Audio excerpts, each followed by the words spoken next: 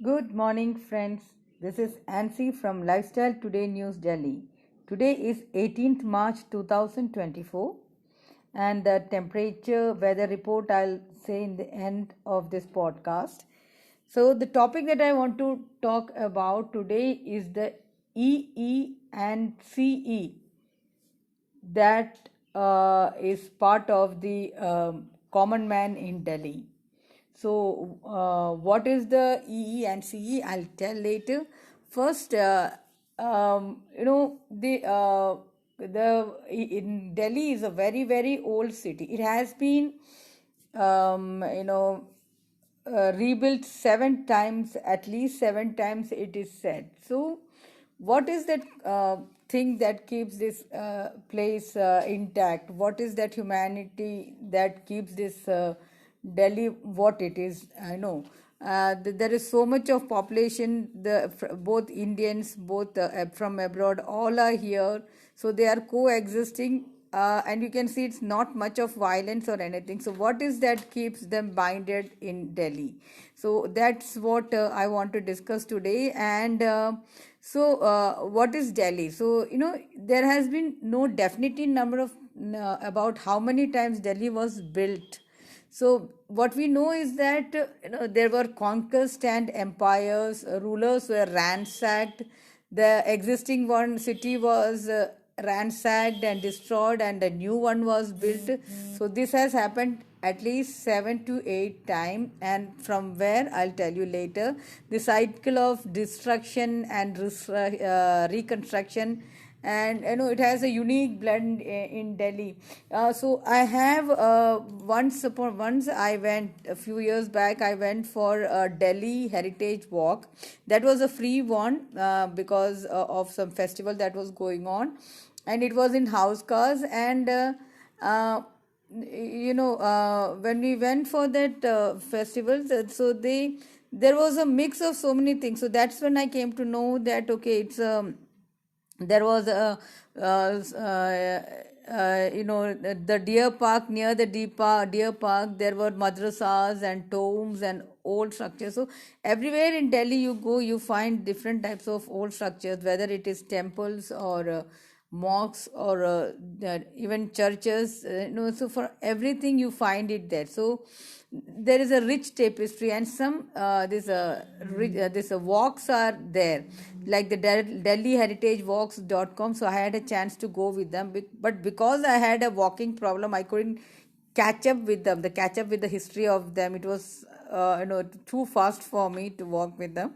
But still, there are some options. You can try that and find out about the history. So that's how I came to know that the place in Hauskas and all that farming was also there in the olden days, like cabbages and cauliflowers were grown in that places. So that's the history of that place. And so what were some of the seven, roughly some of the seven dynasties that existed, that begins from the Puranas. It is said that the Indraprastha, the legendary city associated with the Pandavas, is believed to be the early iteration of Delhi. Then it was Lal Kot. This is not so much of very bad, but there are some details about that. Built by Tomar Rajput around 8th century. Okay, yeah, so Lal Kot is considered to be the first fortified city in Delhi. The third is the Kila Rai Pithora, that is by Prithvi Raj Chauhan. Then the Siri, that was following the destruction of Kila Rai Pithora. Then Purana Kila, the fort built by Sher Shah Suri. That's we all know. It's the latest history. Then the Mughal emperor Shahjahanabad, that is the old Delhi, built this grand city in 17th century. It has the Red Fort and Jama Masjid, which are tourist spots nowadays for anyone who comes to Delhi. Then the New Delhi, that is the British planned and built the New Delhi in 20th century. So it's important to know that these there might have been some periods of building within these periods also.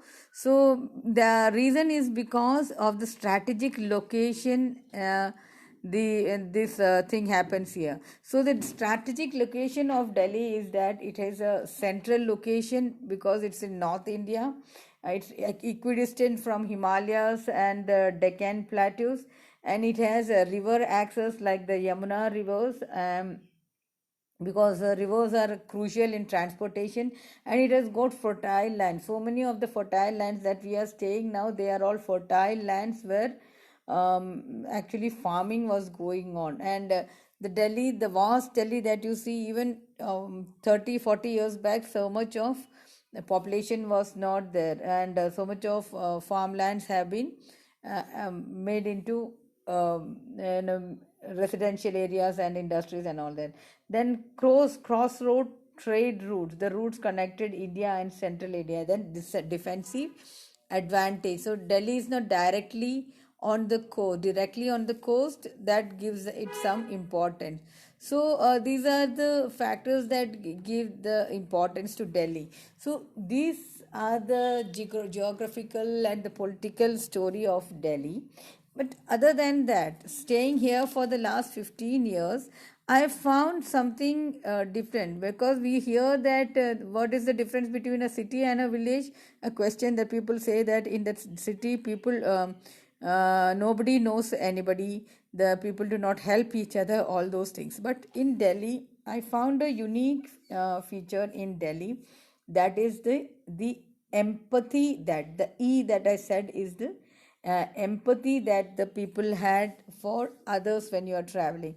So where to 15 years back when I came to Delhi, Delhi was a well, the metro services had just begun. The first line, that the blue line had just begun, and so I the my friends here who have been here from their childhood and all, they know the bus numbers by heart, which I haven't been able to master even now. I have got a mastery of the metros because actually I uh, grew up with the metros for the last 15 years. So as the metro developed, I also use that for all my travels. So during these metro travels, I found two good thing, and people whoever comes to Delhi, they say about that also. The one thing that people say about Delhi metros is that the kind of respect that the youngsters give to the elders. Whenever they see some elderly people standing, they will immediately get up and they will give the seat. And in 15 years, the generation has changed, but that quality is still there. And even a pregnant lady is standing and all that, they will help. So once even I had an experience that I wasn't I was having a bloated tummy and all that. That was because of my arthritis that I hadn't detected yet, but I was looking very unhealthy, that the passengers could recognize. And one lady, she exactly pointed at me and told that give to come and sit, because she was going out. She asked me to take the seat because she felt that I was not well. No, so that kind of empathy is there. They have the feeling for others. And also there was one situation, one girl, she lost her token, and she started crying that I can't find my token, and one person gave her token to her because she said that she has the card and she will adjust with the card. So that kind of taking a risk for others, helping others, understanding their situation, that kind of comfort is there in Delhi, that I have found. Another is the I found that was the bus also. One lady tried to pickpocket. She took my purse, and it was the driver who immediately stopped the vehicle, and he saw it, and he came and he meddled with the girl, and I got my purse back. So that kind of help is also there. And then about an auto goodness that I have found recently in this age of online payment and all that. When two times when I heard this story about in autos, when one passenger was finding it difficult to pay the payment using Google Pay or something, and for 10 20 rupees 40 rupees and all, the fellow or the passengers sitting nearby, they will say that, okay, I'll pay it for you, like that, and they'll go. So this kind of kindness and goodness is there in Delhi. And then say these are the three goodness that I see in metros, autos, and buses. But there is one thing I have to say bad about Delhi, that is the roads. If you are stuck on the road, no, we don't get any kind of help. That is when my scooter broke down, nobody was there, I had to drag it.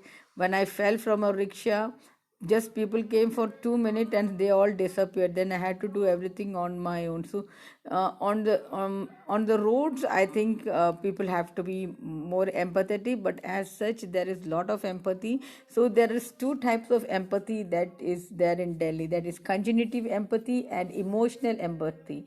That is understanding what someone else is. Cognitive empathy, that is CE, that is understanding what someone else is feeling and why they are feeling like that, why they are feeling sad, why they are feeling trouble, to understand that situation. And emotional empathy is feeling what someone else is feeling. You also feel what they are feeling. So this thing is there in Delhi, and I think that is what is keeping this place going. The middle class, the common man in Delhi, they have not that much like people. You don't know your neighbors, your strangers, like that. People know each other, they have been staying nearby and all that. So that kind of thing is there. And okay, so then so in this age, when you talk about so many E's, that is, E has taken the position above B, C, A, B, C, and all that. So everything is connected with E now, E, C, and E, D, and E, B. That is, you have the election commission, the electoral bonds, then the enforcement directorate, all those things you're talking about. But I think the city called Delhi, the capital, has more of CE and EE running through their body, and that is why they are staying so cool and so together in this environment. So that's all I have to tell for today.